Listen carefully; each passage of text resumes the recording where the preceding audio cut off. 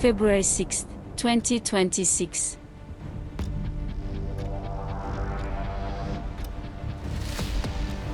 The day the sun finally did what scientists had always feared.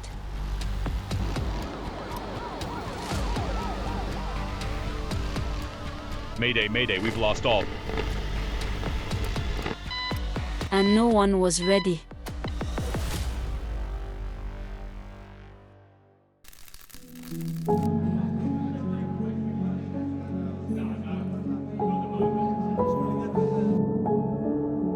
Everyone asks me the same question now. Did we know it was coming? Could we have stopped it? We knew. We had 72 hours of warning. The data was clear. And the world did nothing. This is what happened.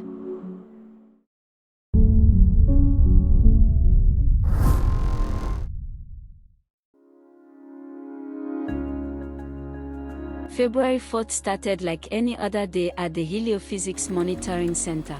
The coffee was bad. The data was normal. We'd been watching Sunspot Air 4367 for days. It was active, but nothing alarming.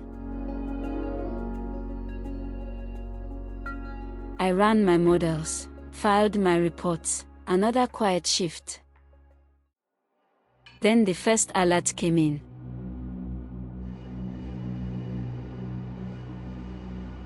2:47 a.m. Universal Time Coordinated. AR 4367 erupted. X2, 1 class.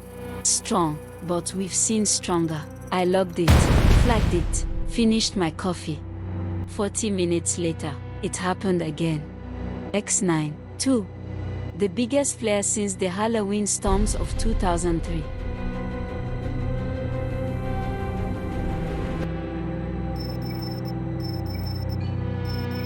That got my attention. Good evening. We have breaking news from our correspondents. Reports indicate a major event is unfolding. Multiple updates from the scene. Breaking news tonight, the sun has unleashed a series of powerful solar flares, the strongest solar activity recorded since 2024. 2 X-class flares within an hour have triggered radio blackouts across the Pacific. Scientists are closely monitoring the situation. While officials stress there is no immediate cause for alarm, this level of activity from a single sunspot region is highly unusual. Some researchers are drawing comparisons to the 1859 Carrington Event. AR 4367 is what we call a beta-gamma-delta configuration, highly complex, highly unstable. The X9.2 flare was significant. If it produced a coronal mass ejection aimed at Earth, we'll know within the next 12 to 24 hours. The public was being told not to worry. Behind the scenes, we were already running worst-case scenarios.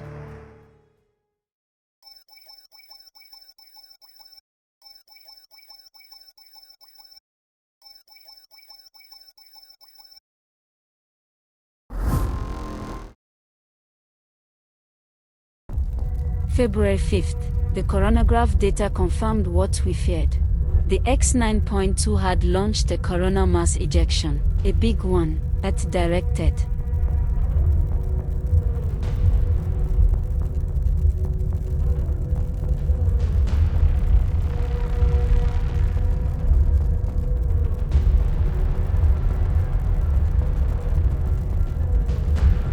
Estimated arrival, 36 to 42 hours.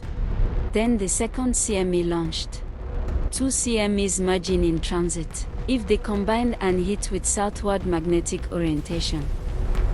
The models showed something we'd never seen before. Carrington-level, maybe worse. The calls started coming. FEMA, Department of Energy, the White House.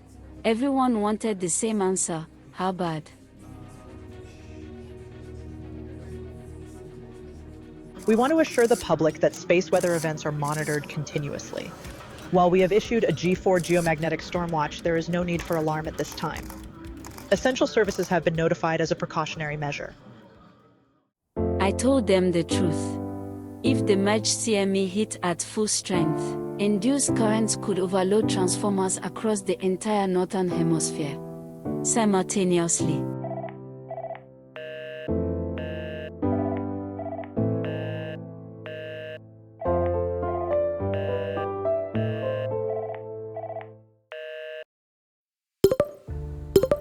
Social media was doing what it always does, half the people panicking, half making memes.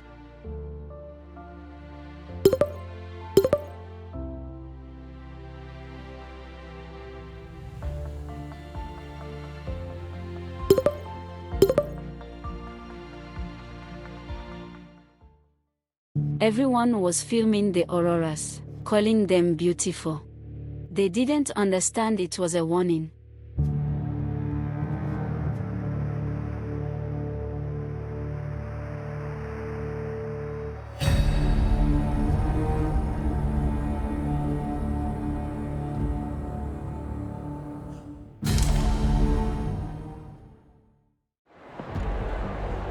And the sun didn't care about any of it.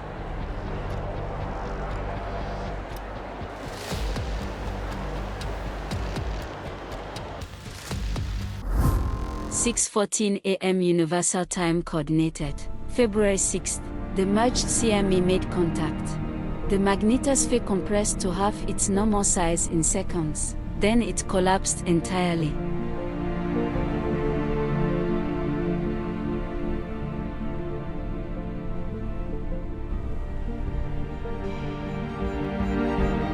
Auroras that should only appear above the Arctic Circle were suddenly visible in Cuba, in Egypt, in Singapore.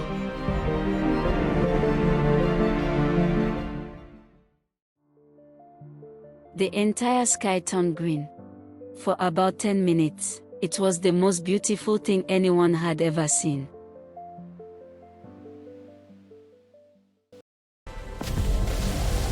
Then the transformers started exploding. The induced currents were off the charts, worse than 1989, worse than any model we'd ever run.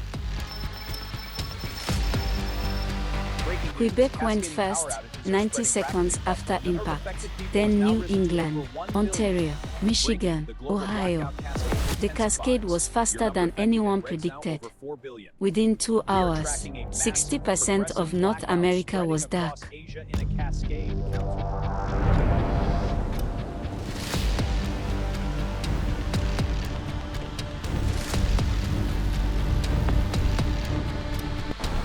Tokyo, London, Berlin, Moscow, the grids are all interconnected now. When one section fails, it pulls the others down with it.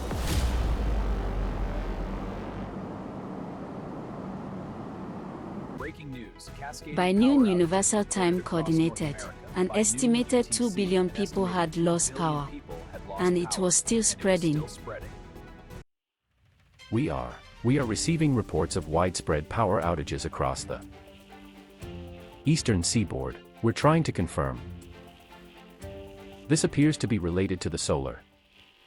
We are broadcasting on emergency backup power. The national grid has experienced what they're calling a cascading failure event. Viewers are advised to remain indoors and... Good evening. We start with breaking news from the financial markets. Satellites were dying. 31 GPS satellites, 27 went dark in the first hour. Starlink, communications, weather monitoring, all gone. Every commercial flight in the northern hemisphere was grounded. Some didn't make it down in time. Hospitals ran on backup generators. When those failed, Vitals dropping, we need light. It's in, checking rhythm.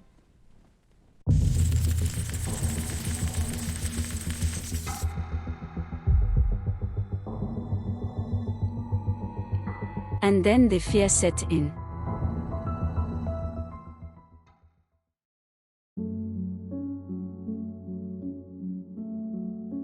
I tried calling David. The lines were jammed, then dead. I tried for an hour. 2 hours.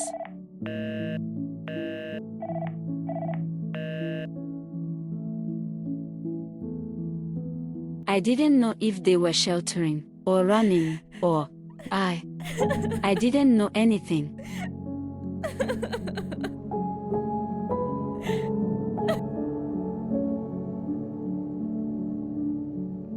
For 6 days, I didn't know if my family was alive. 6 days.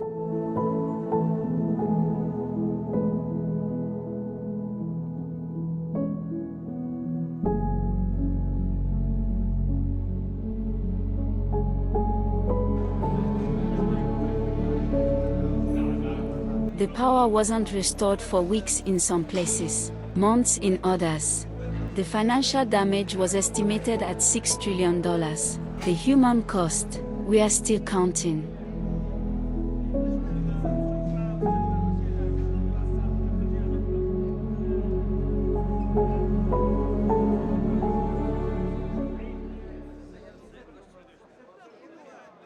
But I also saw something I didn't expect. Communities came together. Neighbors who'd never spoken shared food, water, shelter. People remembered how to take care of each other. The worst of humanity came out, but so did the best.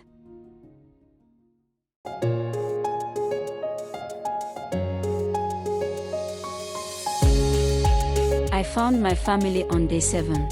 They'd walked from Manhattan to Newark, 40 miles. Maya's feet were bleeding through her shoes. But they were alive.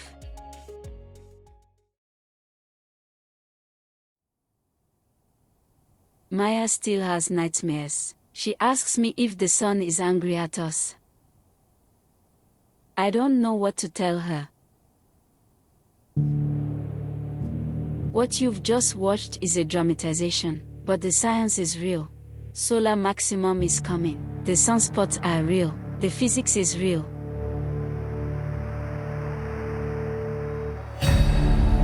Our power grids aren't ready. Our satellites aren't hardened. Most governments aren't prepared. And most people don't even know this is possible.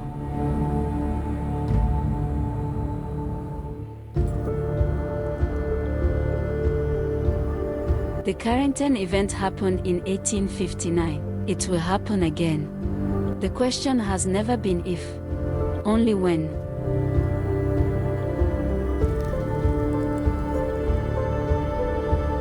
Now you know.